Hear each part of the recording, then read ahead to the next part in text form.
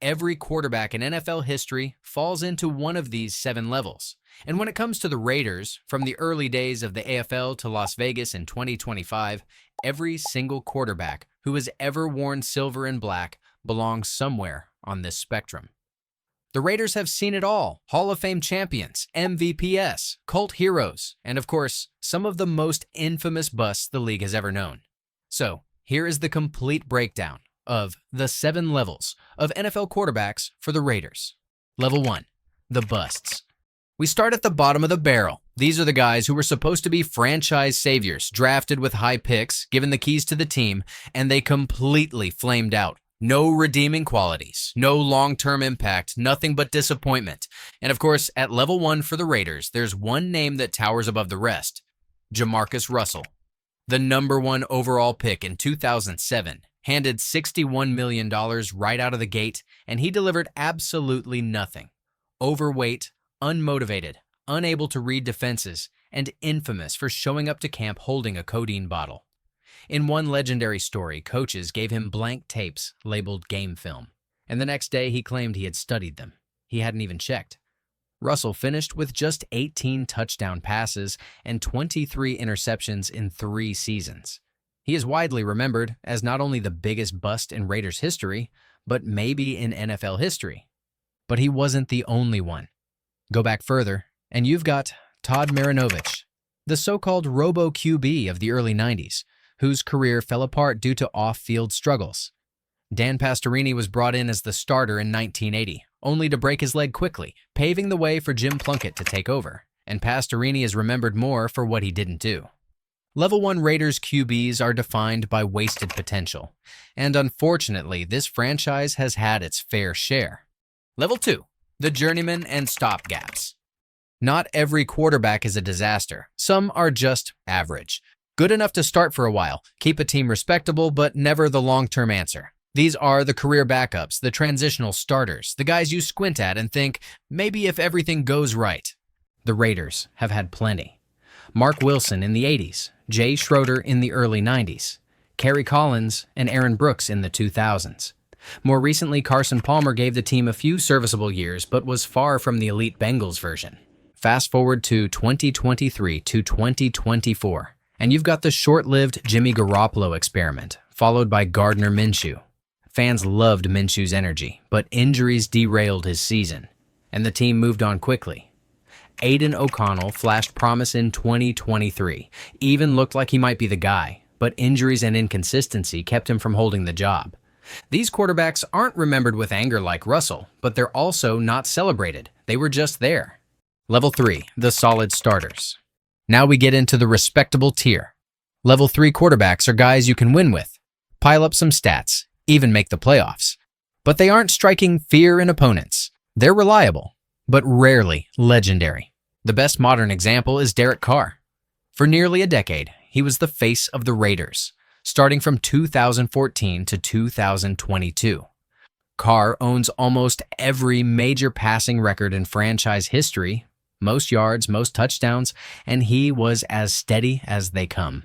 But his playoff record? 0 wins. Year after year, Carr gave the Raiders a fighting chance, but he never delivered the big moment. Too good to replace, not good enough to win with. That's the definition of level 3. Other examples include Jeff Hostetler in the early 90s, and even Tom Flores back in the 1960s before he became a Hall of Fame coach. Solid, respectable, even beloved by some fans, but not game-changing. Level 4, the stars. Here's where we start talking about quarterbacks who could really light it up. Level 4, guys had seasons that defined eras. They could carry the Raiders deep into January, even to a Super Bowl, but they usually needed strong teams around them. At the top of this level is Rich Gannon. In the early 2000s, Gannon was unstoppable. In 2002, he won league MVP, threw for nearly 4,700 yards, and led the Raiders to Super Bowl 37. Yes, the team fell short against Tampa Bay, but that season still stands as one of the greatest in Raiders history. Darryl LaMonica, the Mad Bomber, belongs here too. In the late 1960s and early 70s, he was known for his deep passing attack, throwing bombs to Raiders receivers and winning AFL MVPs. He led Oakland to Super Bowl II, though they lost to the Packers. Even Ken Stabler had some years that fit this level before his Hall of Fame peak. Accurate, clutch, but not always dominant. Level 5. The Greats. Level 5 quarterbacks aren't just stars, they're legends within their franchise. They may not quite be all-time NFL icons, but they're unforgettable in Raider Nation. Jim Plunkett is the perfect example. Written off as a bust in New England, benched in San Francisco, he came to the Raiders as a backup and ended up winning 2 Super Bowls as the starter. Plunkett's story is the ultimate comeback tale. While he's not in the Hall of Fame, he's immortal to Raider fans. Ken Stabler also fits here, though we'll talk more about him in the next level. His 1976 season was MVP-worthy, capped by a Super Bowl win. His clutch throws, fearless style, and swagger made him the personification of Raiders football. And Rich Gannon again deserves mention. His MVP season alone makes him great, even if the Super Bowl loss leaves a mark.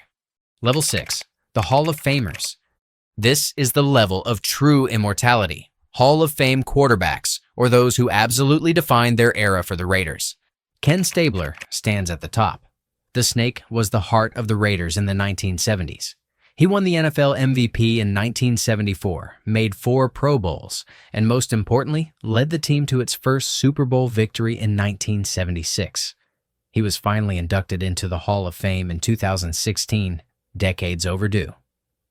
Jim Plunkett has been debated for Hall of Fame consideration.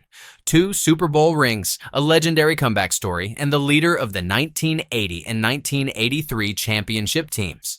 Whether or not Canton ever calls, Raider fans already have him enshrined. Even Daryl LaMonica deserves his flowers here. He won 2 AFL MVPs, went 62-16-6 as a starter in Oakland, and led them to multiple deep playoff runs. Level 6 Raiders quarterbacks are the foundation of the franchise's proudest moments. Level 7, the Masters. This level is reserved for the rarest of the rare, the Joe Montanas, the Tom Bradys, the Peyton Mannings, quarterbacks who redefined football, who combined rings, stats, longevity, and legendary status. And here's the truth. The Raiders have never had a true level 7 quarterback. Stabler came close, MVP, Super Bowl champion, iconic leader. Plunkett came close, 2 rings. Incredible story. Gannon had an MVP season, but none of them dominated across an entire career like Brady, Montana, or Manning. This isn't a knock. It's just reality. The Raiders have had Hall of Famers, champions, MVPs, but not a once-in-a-generation master. After Derek Carr moved on in 2022, the Raiders searched for stability. Jimmy Garoppolo was a short-lived experiment. Gardner Minshew brought energy in 2024, but broke his collarbone. Aiden O'Connell showed flashes, but hasn't been able to stay healthy. And now, in 2025, the Raiders have turned to Geno Smith, reuniting him with Pete Carroll. In his very first start, he set a Raiders record for passing yards in a debut. Could he be the steady hand the team has been waiting for? Time will tell.